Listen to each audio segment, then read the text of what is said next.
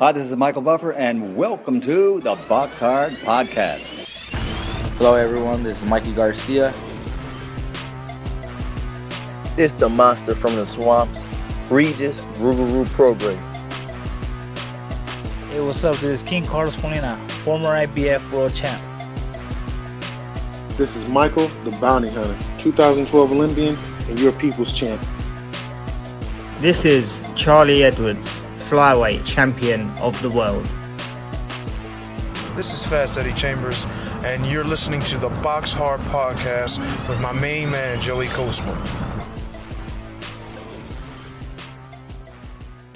Hello everybody and welcome to episode 479 of the BoxHard Podcast. I'm your host Joey Coastman. I'm joined as ever by former heavyweight world title challenger, the main man himself, Mr. Fast Eddie Chambers. Eddie, how you doing on this fine week? I'm doing great, my man. How about you? Always good when speaking with you, Eddie. Always good when speaking with you. As of yet, we don't actually have a guest. I'm hoping that's going to change while we're recording the show. But at the minute, it's looking like we are guestless. So hopefully that does change. But anyway, let's dive straight into the review part. There, of course, is quite a lot to go over, particularly in the preview part. So I do want to whiz through the review part as quick as I can. We're going to start here last Thursday at the Grand Elysee in Hamburg, Germany. Over here we had friend of the show, former world champion Billy Dibb. On last week's show I kind of explained his story. Obviously he wound up getting cancer and he was forced out of the sport. He came back and this was his actual comeback fight, and he just wanted to have one more and he wanted to end things on his terms. So he's now 49-6, a successful outing for him. A unanimous decision over 8 rounds against Attila Kayabasi, now 12-17. So yeah, I'm happy for Billy Dibb. I think he won every round, and like I say, he's an inspirational guy, man. He really is. To think that he was a former champion, went on to get cancer, went on to beat cancer, went on to make a boxing comeback, even if it was just for the one fight. I'm happy, really, really happy for him. I'm hoping that he now sails off into the sunset with the good memories of his boxing career, because he really did achieve a lot. Moving now then to Friday at the Estadio FAB in Buenos Aires, Argentina. Over here, Jeremias Ponce moved to 33-1, a TKO for him in the third round against Guido Marquez, now 7-4 with a draw. Marquez down in the third and TKO'd in that same round. Like I say, good win there for Ponce, who needs to really get back to boxing, guys that we've actually heard of. Moving now to the York Hall on Friday as well. This one again on the Friday from last week, the 13th of December. Thankfully, no bad luck on this card, but Shannon Ryan returned to the ring. She was coming off that loss to Emma Dolan. She's a friend of the show. She's now 8-1. I think that's her first stoppage win. It was a third round TKO win for her against Kate Radomska, who's now 4-5. Good stuff there for Shannon Ryan. Moving now to Saturday night in Tijuana, Mexico. This one was live on ESPN. It was also live on Sky Sports. I don't know if you saw anything from this one, Eddie, but Jaime Munguia now 44-2. His opponent, Bruno Suraci, there's a few different ways of saying his surname. I've heard lots and lots of different accents saying it completely different, but forget about how you pronounce the guy's name. We're going to throw some respect on it, however it's said. He's now 26-0, still undefeated with 2 draws. A shock knockout victory for Suraci in round 6. Just shocking. He was down himself in the second round, and obviously, like I say, Jaime Munguia down in the 6th round and was counted out by the referee. He got back up, the referee waved it off, goes down as a knockout loss. What a shock. I have to say, what a shock. I just don't even know where to begin. There's people saying it's, going to be upset of the year. They're probably right about that. Yeah, I don't even know where to begin. I mean, like I say, I expected Munguia to make quick work of Suraci. I think 18 of his opponents had losing records. He hadn't really boxed anyone of note at all. Nowhere near this level. And he's gone in there and done something that Canelo couldn't do, which was put Munguia away. And it was one perfectly timed shot that put him down. He was down heavy. And like I say, was in trouble. He was down. He was certainly disorientated. And then when he got back up, he was, stumbling around. I did think that Some referees would have definitely gave him a bit more of a chance. I think the referee was counting quite fast, in my opinion, especially for Mexico, for the big crowd that was there to see Munguia in his homecoming. I didn't think they were gonna, I thought they'd give him every chance, and I have seen fights go on a lot longer than that. They could have made him walk from left to right and gave him some time there that we see these days, but none of that. They waved it off straight away. Like I say, he was genuinely hurt, but he did win pretty much every single second of the fight prior to that. One thing I noticed myself was that the ropes, I haven't seen anyone else say this, but the ropes to me looked really loose. Sirachi was able to just keep kind of leaning on those ropes. Munguia was like, falling in, just trying to, just beat on him on the ropes. And Munguia was just following him around the ring a lot, just kind of walking him down and things like that. But it was working, when Munguia let his hands go and, and he did that in combinations, then, to be honest, Sirachi didn't really have much of an answer for that. He would take combinations. He showed a good chin. Like I say, a lot of his work came off the ropes, and that final punch of the fight also came off the ropes. He timed it well, but he basically threw with Munguia and caught Munguia with a big shot, and that was it. It was shocking. So again, I don't know if you saw that at all, Eddie, but what an upset. I mean, no one picked Sirachi to win at all. Oh, no, but I heard about it. It was crazy. I was just shocked to hear that he got stopped. Really was. Yeah, you got to see the clip. It was unbelievable, Eddie. Right, moving on to another part of Mexico. This one went down in Pátzcuaro, Michoacán. Over here, friend of the show, former IBF world champion King Carlos Molina picked up win number 40. He's got 15 losses. It was a points win for him over 8 rounds at Super Welter against Johnny Navarrete, now 37-25 with 2 draws. Carlos Molina, like I say, promoted the show and boxed in the main event. He's going down to welterweight, he tells me. So, successful 8-rounder there. Again, he only got stopped 7 weeks ago. I don't think, most parts of the... Well, I say most parts of the world. You can't do that in the UK. You can't get stopped and then box just 7 or 6 weeks later in this case. But Mexican commissions do what they like. Moving now then to Monaco at the Salé des... I'm not even going to try it. I'm not very good with that kind of French accent or whatever the pronunciation of it. But anyway, this one was on DAZN, Eddie Hearn's show, Matchroom Boxing, Beatrice Ferreira. I didn't see much of this card, in all honesty, but Beatrice Ferreira moved to 6-0, a unanimous decision against Lisha Borderza, who's now 23-3 with 2 draws. That one for the IBF lightweight world title. Ferreira, like I say, now 6-0, unanimous decision over 10-2s. Murajon Akhmadaliev with a nice eye-catching knockout, I suppose. It was a statement made. He's now 13-1, a TKO for him in just the 3rd round against Ricardo Franco, now 30-5. Franco down twice in that 3rd round. A lot of people want to see Akhmadaliev step in the ring with Naoya Inoue following that. Eddie Hearn saying that Inoue is going to be, trying to avoid Akhmadaliev. I don't think so, but anyway, wouldn't mind seeing the fight. It's another capable fighter down at the lower weights. Also on the card as well, Chev Clark, now 10-1. He was upset. A split decision over 12 rounds for Leonardo Mosquera, who's now 16-0, and more importantly, he's the new EBU Cruiserweight champion. The belt was vacant. Chev Clark with a nightmare start down in the 1st round, and then after that, he was in a bit of a shell, to be honest with you, for most parts of that fight, and I don't think he did enough, and he lost a lot of rounds like that where he just wasn't really doing enough, was a little bit worried about what was coming back at him, and that was, like I say, very, very surprising. I hadn't heard of Mosquera before, but again, we've heard lots and lots of good things about Chev Clark. Wasn't the best amateur, but since turning pro, seemed like he was really doing well. Got some good wins. I remember him. I think stopping Tommy McCarthy was a good win. Anyway, back to the drawing board for him, unfortunately. And then this one here, I did watch this in its entirety. Gary Cully.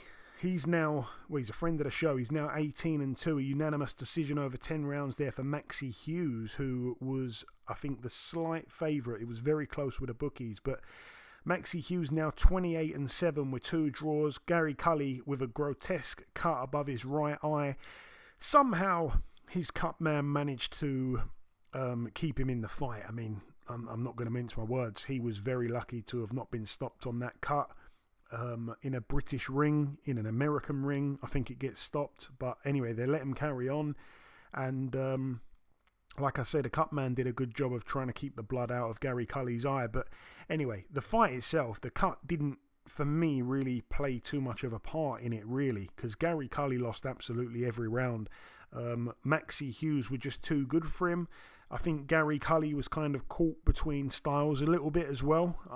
Obviously, he's not a guy that seems to want to use his long range, his big frame, 6'2" lightweight who can bang. He doesn't like to box at long range. He likes to box kind of up close. And he was just being out hustled and a little bit kind of old manned by the much more experienced Maxi Hughes, who's obviously been here, there and everywhere, boxed, in the States a couple of times now.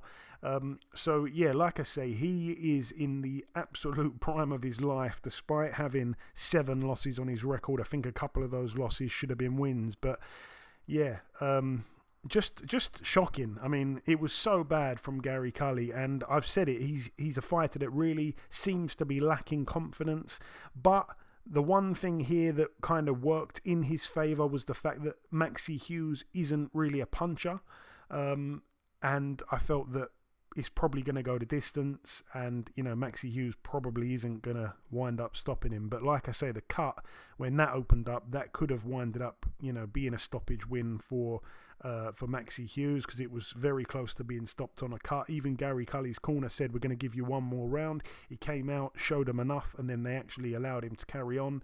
But yeah, he was just fighting a losing battle pretty much from the opening few rounds. He was just, like I say, just being out-hustled, out-worked, outsmarted, and following Maxi around the ring. Maxi's hand speed was at play as well. We saw a lot of that.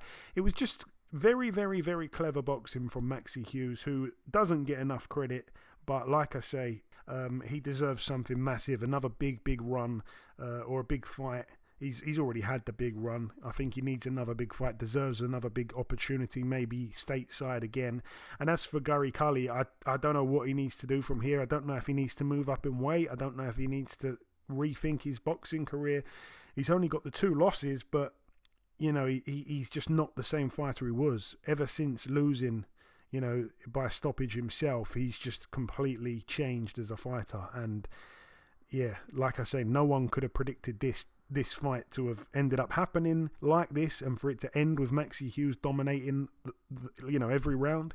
No one could have called this 2 or 3 years ago at all. But like I say, credit to Maxi Hughes, who once again proves his mettle, proves his worth to British boxing. And Gary Cully, yeah, I don't know, man. I'm hoping he's okay, because it was a devastating type of defeat. That it was demoralising. Moving on, once again, this one took place at the Harrow Leisure Centre in Harrow, London. Over here we saw Michael McKinson, friend of the show, pick up a win. He's now 27-2, a points win for him over 6 rounds against Ryan Frost, who's now 2-4. Nice little easy comeback win there for Michael McKinson following his loss to Tolani and Bengay earlier this year. All the best to him. It was good that obviously picked up a little win just to close out the year. Moving now to Saturday, December the 14th, which was, of course, I think 11 years, if I'm not mistaken.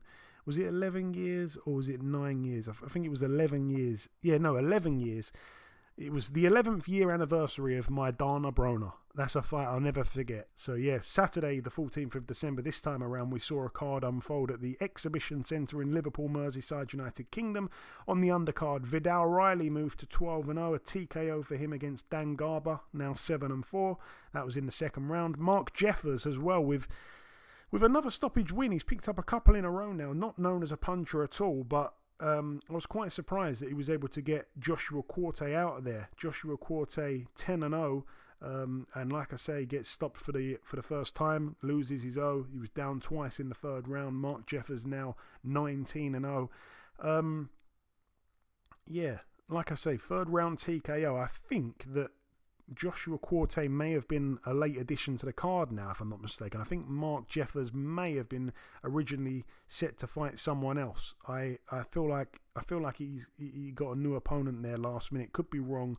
Also on the card as well, Lauren Price moved to 8-0, a TKO for her in the third round against Bexy Mateus, who's now 7-1. Turned out she wasn't very good. I think she had about 6 KO wins, which was interesting, but she just hadn't boxed anyone of note. It was for the IBO world title. Mateus down in the first round, once in the second, and then once prior to the stoppage in the third. It was a brutal and clinical performance from Lauren Price. We know who she's fighting next. She is fighting Natasha Jonas next. Natasha Jonas topped the bill, of course. She's now 16-2 with a draw, a unanimous decision, quite dominant in the end over 10-2s against friend of ours, Ivana Habazin, now 23-6. Off the back of that, Ivana has decided to call it a day on her career. She's decided to retire. She picked up a few world titles, I think, in a couple of different weight divisions, so I'm really happy for her. And she goes out on a bit of a high as well. You know, she come to the UK.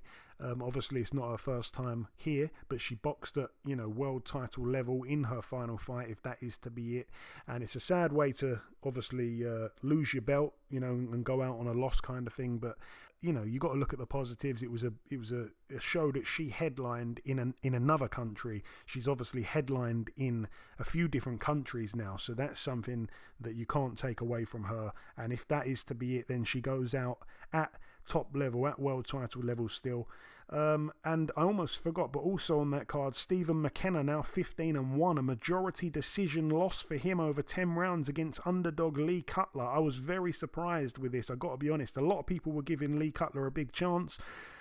I read too much into his stoppage loss to Bradley Ray, and I really felt that Steve McKenna would be too big for him and too heavy-handed. Well, it turned out to be very wrong, that prediction there. Stephen McKenna was pretty awful. He just had no head movement at all. He wasn't respecting what was coming back from Cutler, and then it was too late. Cutler was hitting him way too often. The accuracy of Cutler was just too much for McKenna.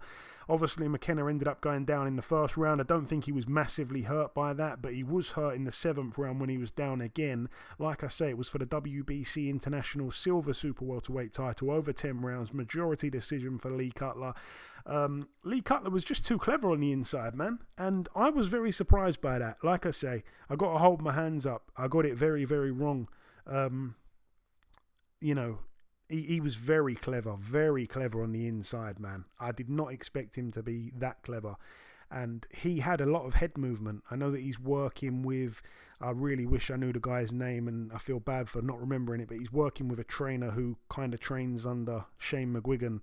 I think it's Joshua Pritchard, if I'm not mistaken. I think that's the name that's popped up in my head.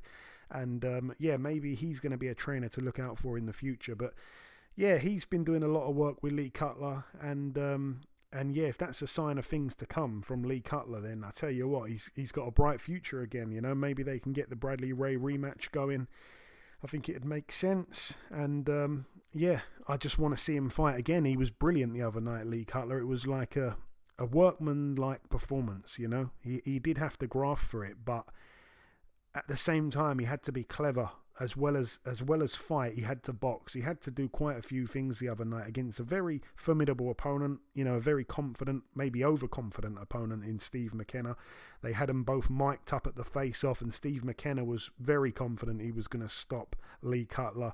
And like I say, he got embarrassed a little bit on Saturday night. Moving now then to the Thunder Studios in Long Beach, California. This again was on Saturday night. Mark Magsayo, former world champion, friend of the show, now 27-2. A KO for him in the second against Brian Mercado, now 11-7 with a draw. Mercado down twice in round 1, twice in round 2, and that was it for him.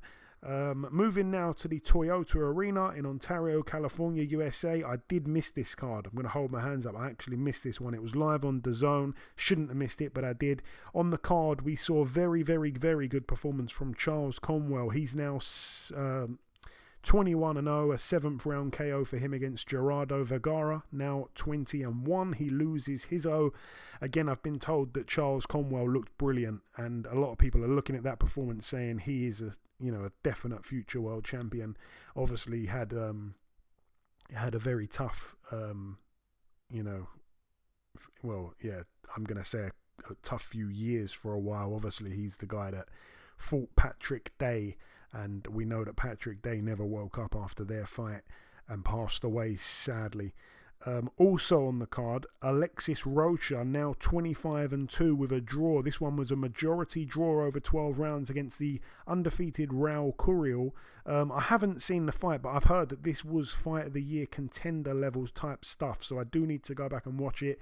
But yeah, majority decision over 12. Alexis Rocha always in a good fight. It was for the NABF and WBO NABO welterweight titles. Moving now to Sunday, the 15th of December, we saw Andrew Maloney, friend of the show, former world champion, pick up win number 27. He's got 4 losses. It was a KO for him in the third against Jakrawat Majungwan, who is now 47-7 with 2 draws. Nice third round TKO. Good stuff for Andrew Maloney. A KO, sorry, not a TKO.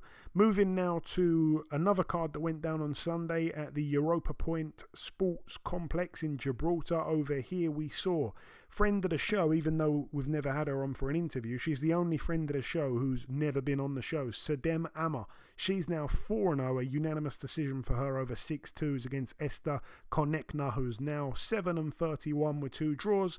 We saw Mike Perez obliterate Israel Dufus in about 30 seconds. Mike Perez now 30-3 with a draw, a TKO, like I say, in the first round. Israel Dufus now 20-13. Thomas Carty moved to double-figure wins, 10-0, a third round TKO for him against Mika Mialonen, who's now 7-3. And the main event, Dillian Whyte, now 31-3. He was able to get the stoppage in the end after a little bit of a war with Ebenezer Tete. It was unexpected. Tete now 23-2. He ended up retiring on his stall at the end of the 7th round of a scheduled 10. But I tell you what, up until that point, he gave a very, very good account of himself because no one expected much. A lot of people expected Dillian Whyte to blow him away nice and early. It wasn't that fight at all. He was very, very game. And, maybe he's gone away since losing to Daniel Dubois. Picked up a couple of wins, as we've seen him pick up. And I don't know, maybe he's something's changed, because he seemed to be quite sturdy, quite durable. And for Daniel Dubois to have took him out within a round, I mean, looking at that, comparing it to this, he hasn't really made Dillian Whyte look very good at all. So, I don't really know what Dillian Whyte does from here. It wasn't the kind of performance that makes you want to desperately see him in a ring again soon. But I'm guessing we'll see something big for Dillian Whyte in 2025. I do think we will see something for him, whether it's going to be... It wouldn't surprise me if we get the Chisora third fight or fourth fight between them. I really wouldn't be surprised with that at all. It's something that Del Boy has mentioned in recent weeks, so I wouldn't be surprised. But a win nonetheless for friend of the show, Dillian Whyte. And then moving to the final card to mention of the review part, we saw friend of the show, Craig Parker, move to 19-0 with 19 KOs. He was able to pick up a KO in the first round in Colombia against Ariel Basconcel, who was a late replacement. He's now 13-5 with a draw. And that is 9 first-round knockouts in a row now for Craig Parker, who, of course, has knocked everyone out that he's been in a ring with. So, yeah, that's a nice way to end the year with another first-round knockout for him. Anyway, that brings the review part to a close. It's now time to welcome this week's special guest. Ladies and gentlemen, please welcome the people's champ himself. It is, of course, Mr. Michael Hunter. Mike, welcome back on the show. Thank you. Thank you. So, Mike, we last spoke back in June. At the time, you'd just beaten Cassius Chaney. A few things have happened since then in the heavyweight division. Let's go through them. You correctly predicted the outcome of Martin Bakole and Jared Anderson. You also went to the fight. Yeah. Bakole has now been ordered to fight Ajit Kabayel. I think that's an interesting fight, but what's your take on that? Seeing as you're the man for heavyweight predictions right now. I think Kabayel gets stopped worse than Anderson does. I think what's his name will protect himself, Kabayel, for a little bit. He'll be more safer but I think he gets knocked out around the same amount of rounds. Okay. Like the one before. Okay. And Mike, obviously your only loss came to Usyk. That's really aged well, I think. Like, you know, we've seen him beat Fury, we've seen him beat AJ twice, Daniel Dubois, who's gone on to win a world title. And I'd say that you probably gave him the best fight out of all of those guys. Do you think that you maybe don't get the respect that you should get from, I don't know, boxing itself, boxing fans maybe? Yeah. I mean, I think it just comes with the territory of me not being active. You know, so people can have something to say. But, you know, it just comes with the territory of boxing. And 90% of them people wouldn't even dare to even get in the ring with me. So, you know, take it easy. Take it on the chin. And Mike, you boxed not last weekend, but the weekend before in Mexico. I literally know nothing about the fight. It's not on BoxRec. Talk to me about that one, Mike. Tell us what we don't know. Yeah, it was a quick tune-up. We didn't want to get just somebody that was a major, just somebody a duck. We wanted to get some rounds in, activity and stuff like that. And we were able to find somebody that was pretty game. He came to win. He wasn't trying to, lay down. And, it took me a couple of rounds to, kind of even get my flow going. And I ended up stopping him in the fifth or sixth round. And, so I caught him with a nice uppercut. It was a nice little combination, like uppercut, left hook. But prior to that, he was very game. He wouldn't really let me jump on him, man. He was a vet. Okay. And you're obviously highly ranked with a WBA. There's been movement. Kubrat Pulev beat Manuel Char for the vacant regular title. Is there a way in for you in that situation, Mike?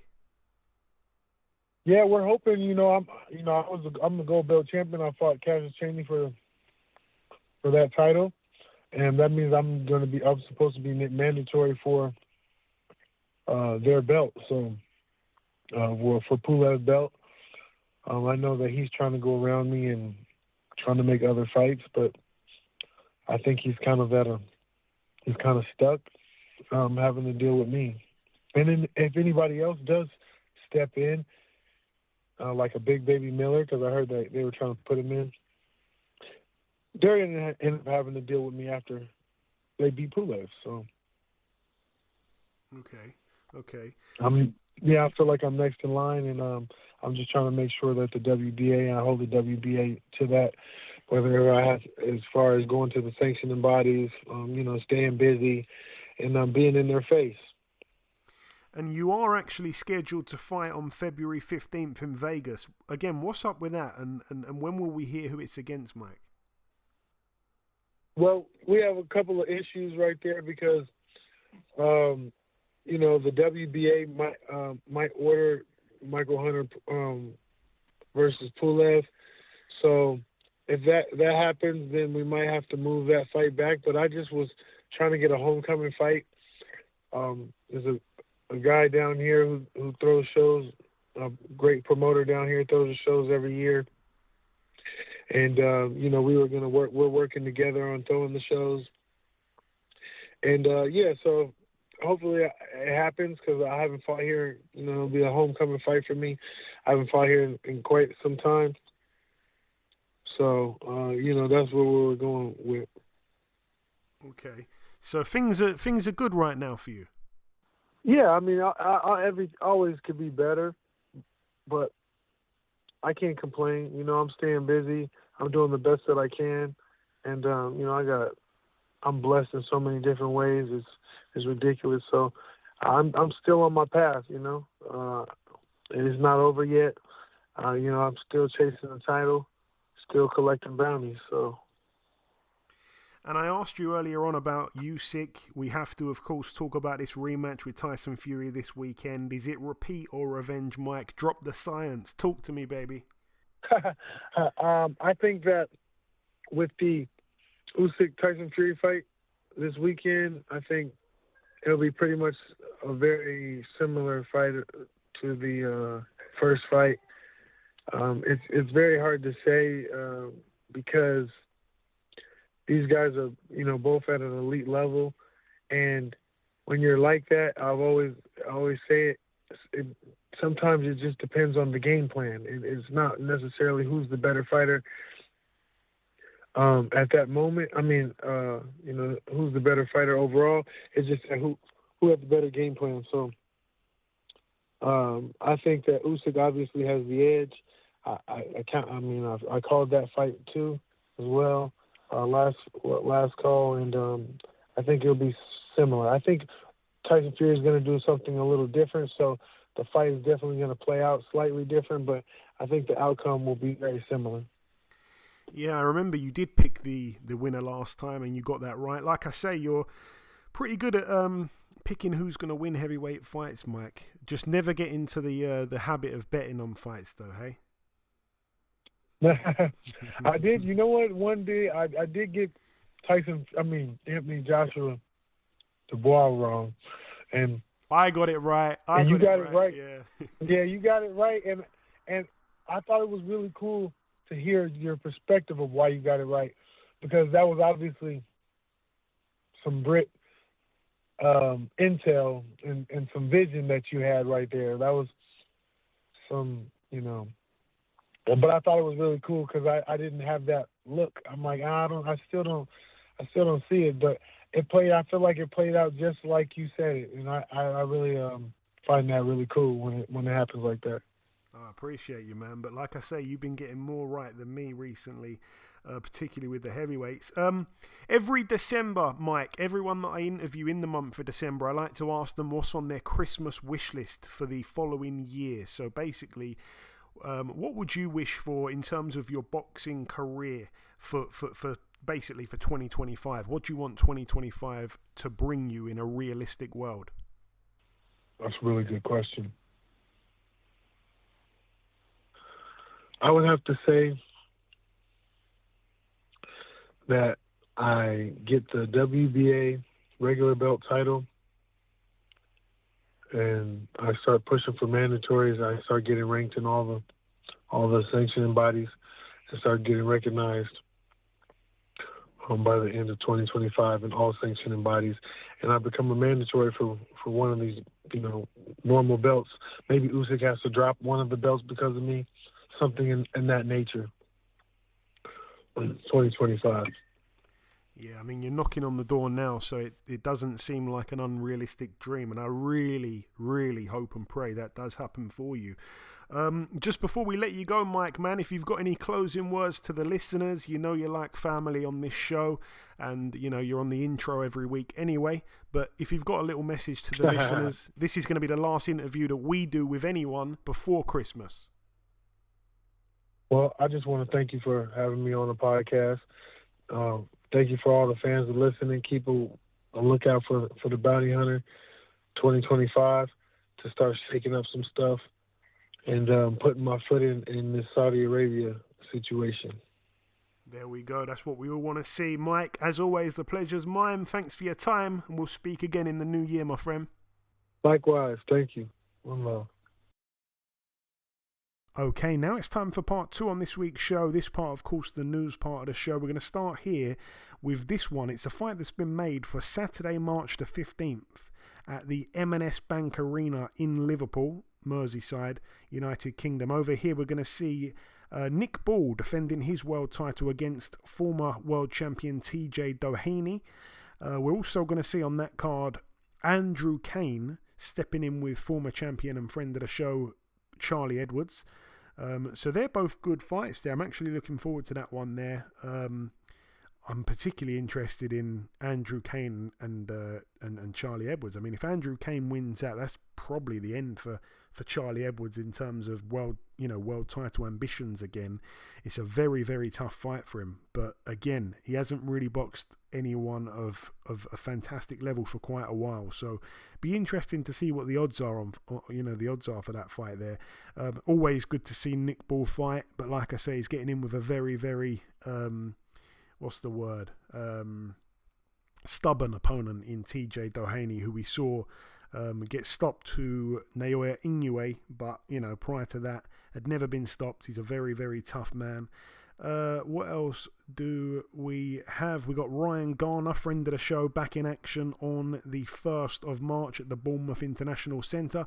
He'll be stepping in with the unbeaten Spaniard Salvador Jimenez. Again, the date for that is March the 1st in Bournemouth. I guess there's going to be more of that card to be announced in coming weeks. Obviously, we mentioned it as well. Natasha Jonas and Lauren Price, they're going to be headlining an all-women's card that's going to be going down on the 7th of March at the Royal Albert Hall in London. That'll be pretty cool, man. I'd like to get over to that one myself. We'll have to wait and see. It's still a little way away just yet.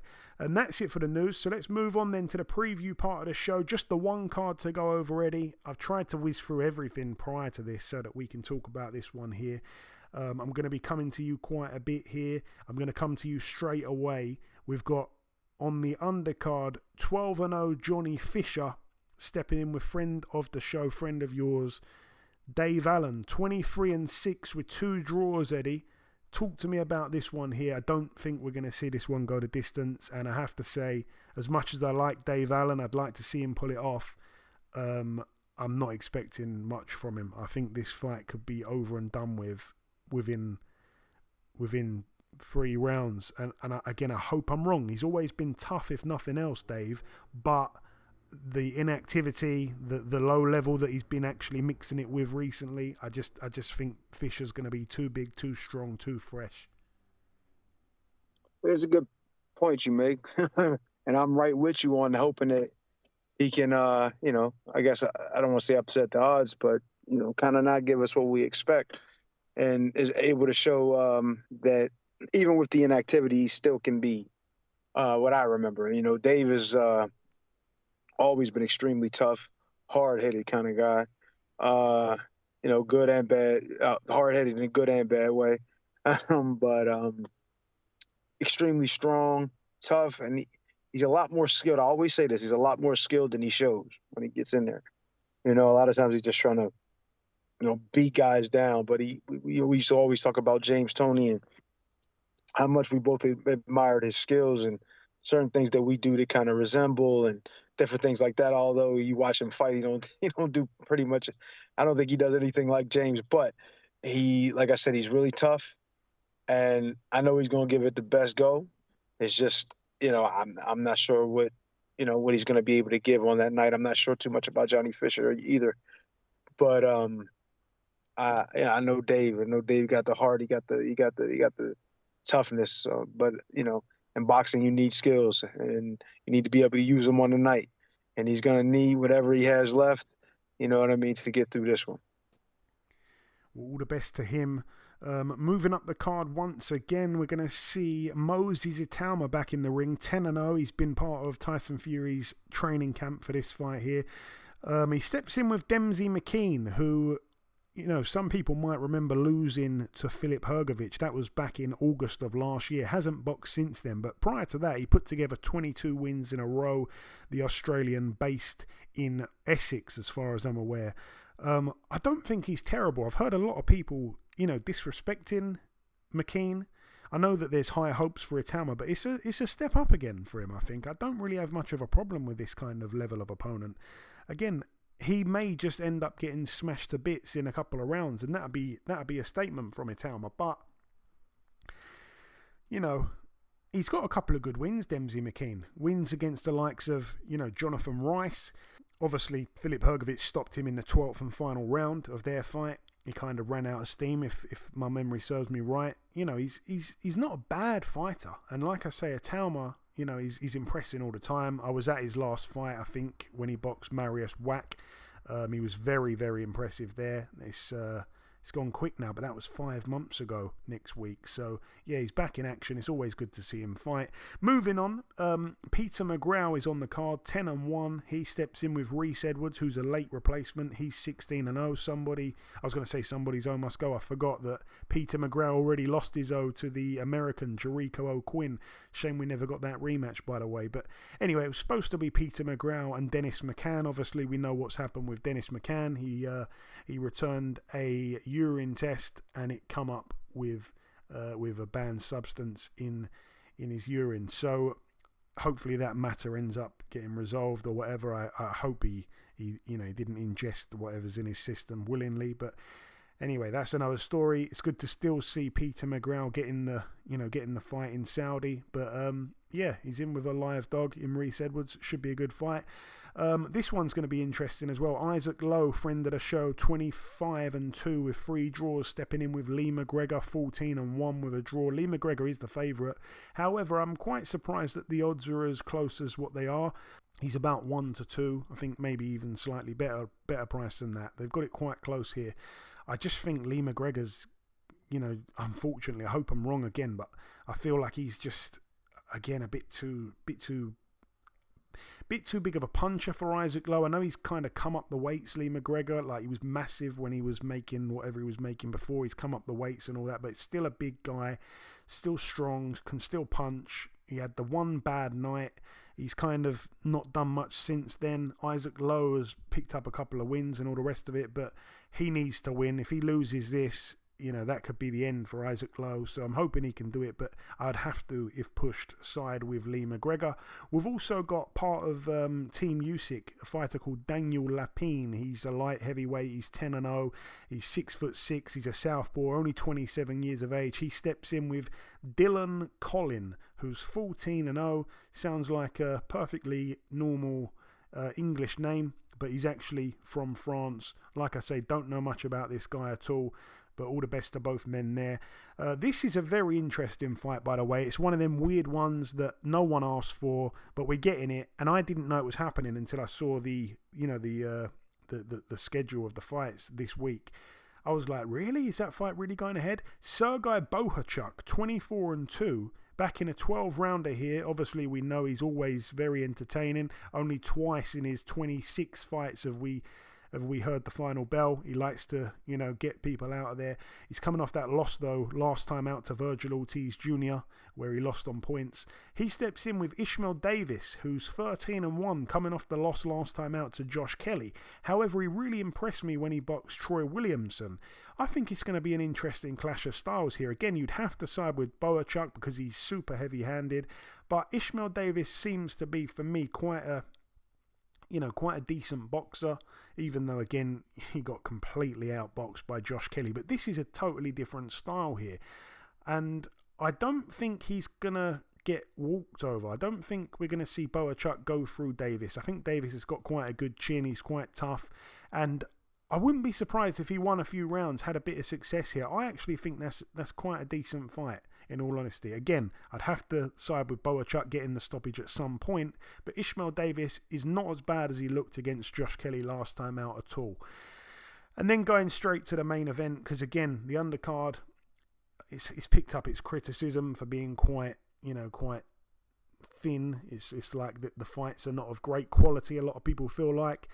I'm a hardcore boxing fan, so a lot of these names I know. I'm looking forward to a few of the fights. I don't think is as bad as people are saying. Like, someone on Twitter this week said that this is the worst undercard they've ever seen.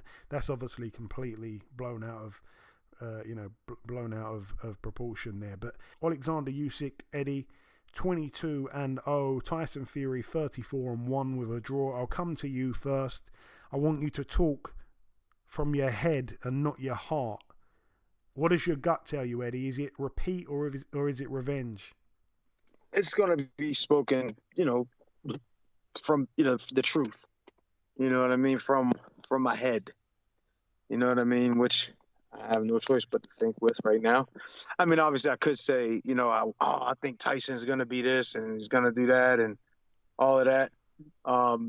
Just coming from a friendly standpoint, but I'm going to actually talk just from what I've seen in the fight.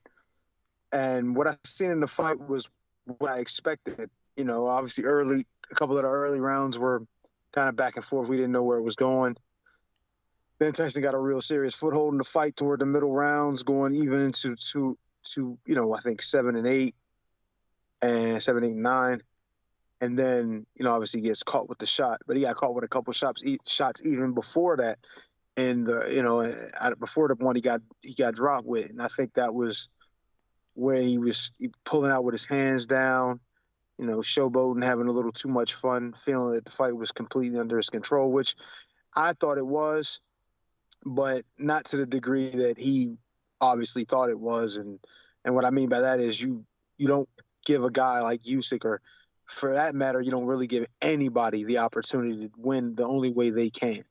And I felt like the way he was controlling the fight at that point before he got caught, he gave him the opportunity to get back in it. And not saying that Usyk didn't earn it or he didn't try it, he didn't put forth effort. He was just making too many unnecessary mistakes. You know what I mean? Like I said, he's 6'9". He's a big target as is. Now you lean back with your hands down. You know what I mean? Kind of freestyling or styling, having fun, and that's great.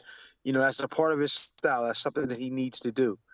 You know what I mean? To really feel into it, but at the same time, you still can do it in a fundamentally right way and not put yourself in a position to get caught unnecessarily. Now, as great a fighter as Usyk is, I still don't think he. See, this is where I'm going to qualify it, because in this kind of a situation, he's already beaten him. You know what I mean? Although the fight was extremely close, he has already still beaten him.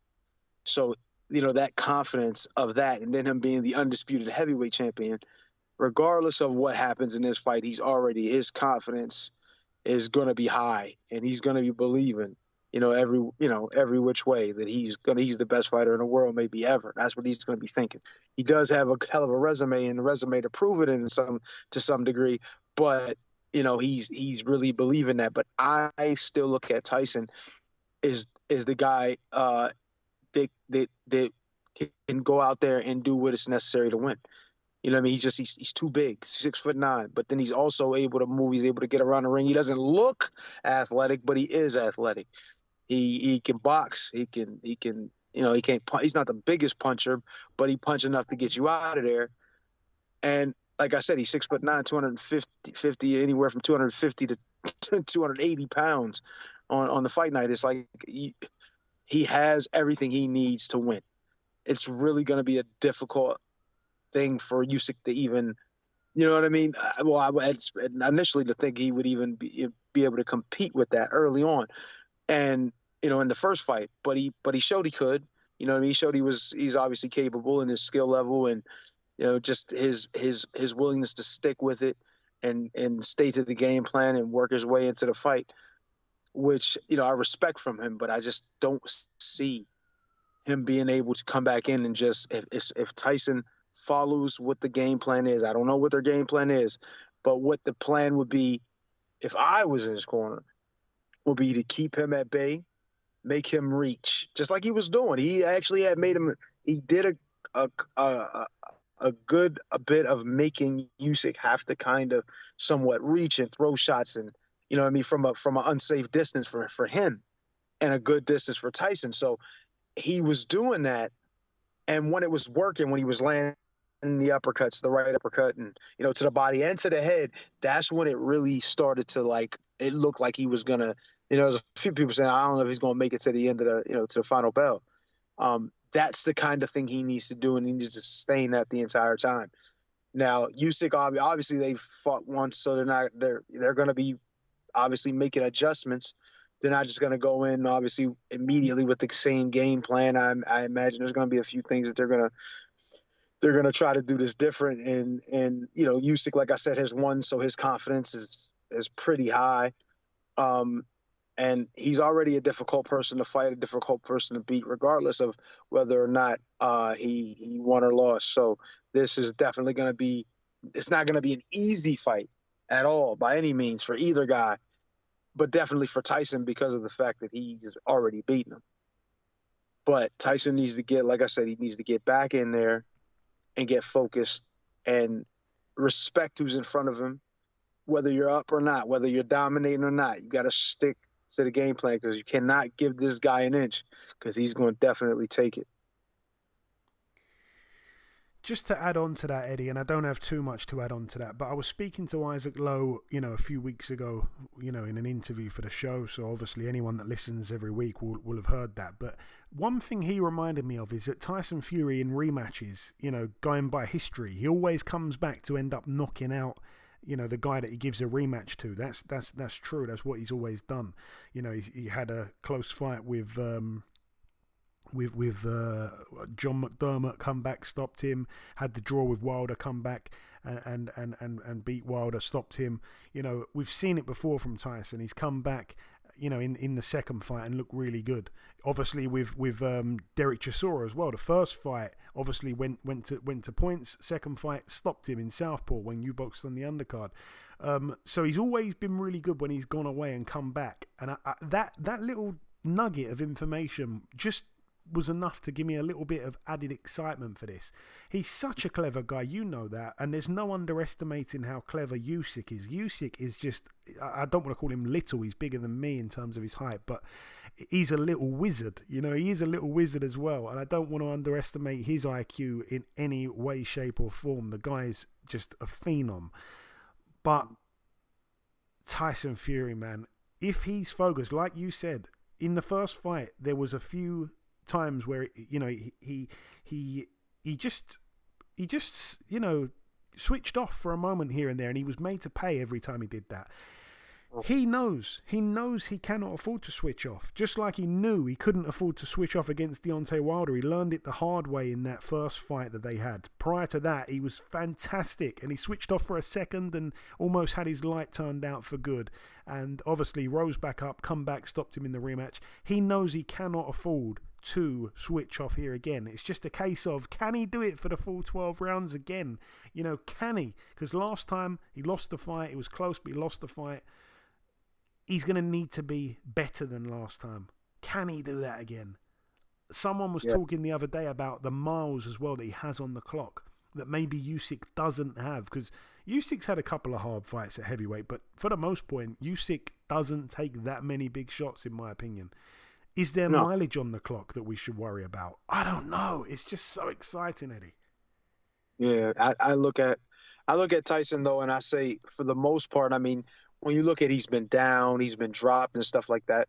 I mean, does that really tell the tale? I mean, obviously you don't talk about sparring and things that go into it, but I think all fighters to some degree, even myself, who I very rarely take punishment, but we all got some miles and we've all taken some shots. I look at Tyson though, pretty clever, pretty defensively sound when he's, like you said, when he's switched on, when he's focused.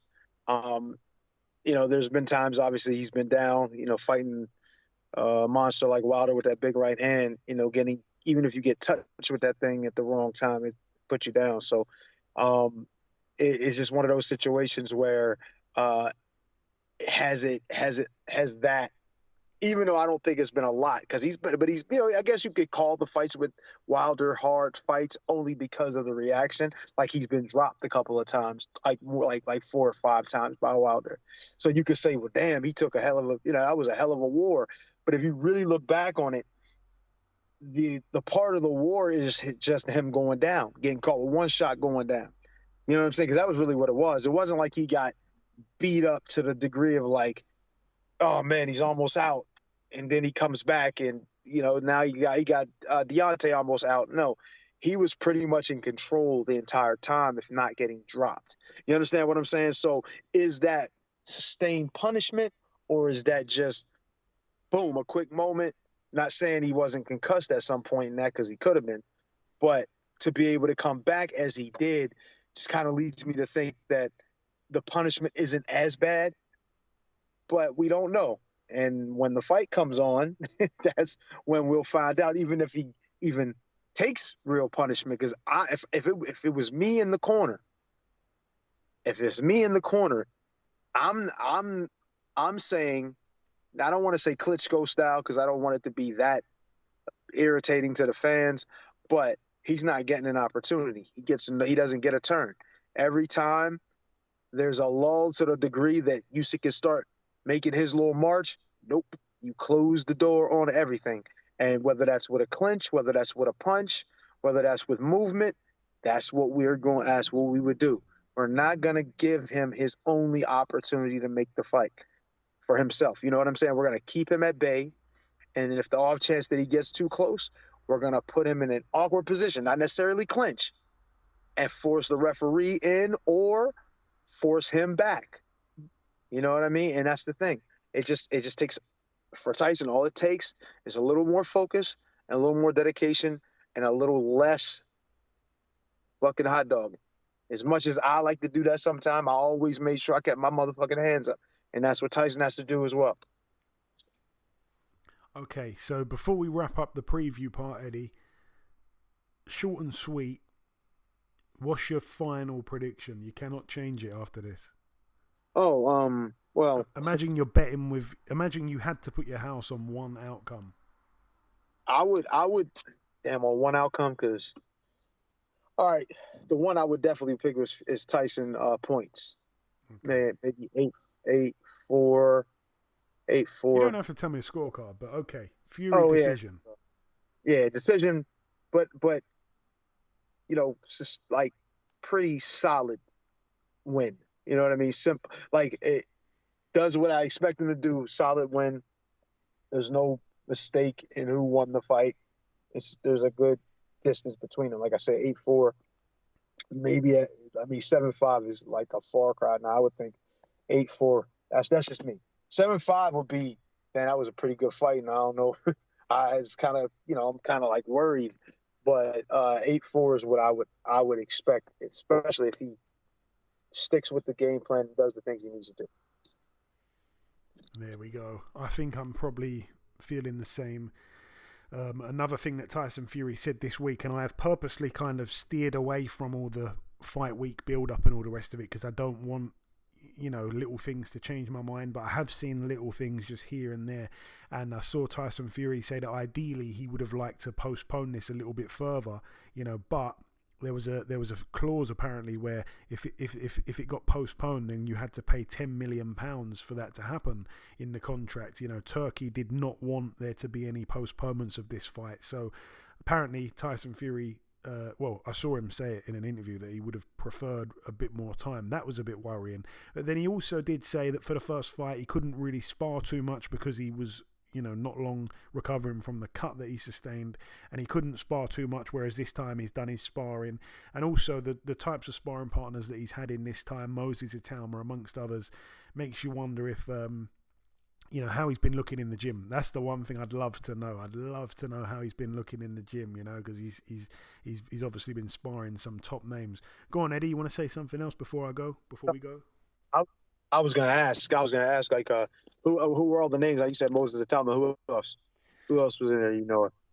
I saw a list of the guys. Someone put out a list of who he'd been sparring. I knew a couple of the names off the top of my head. I can only remember Italma at the minute. Oh, okay, all right. Yeah, still, somebody like that for sparring, a guy who's up and comer like that, and that's the kind of guys you want. You want to be like, I try to tell my guys when I go in the gym. I try to tell them, hey, everything should be a struggle to a degree when you're training, when you're getting ready for fights or just in general. Sorry, Eddie.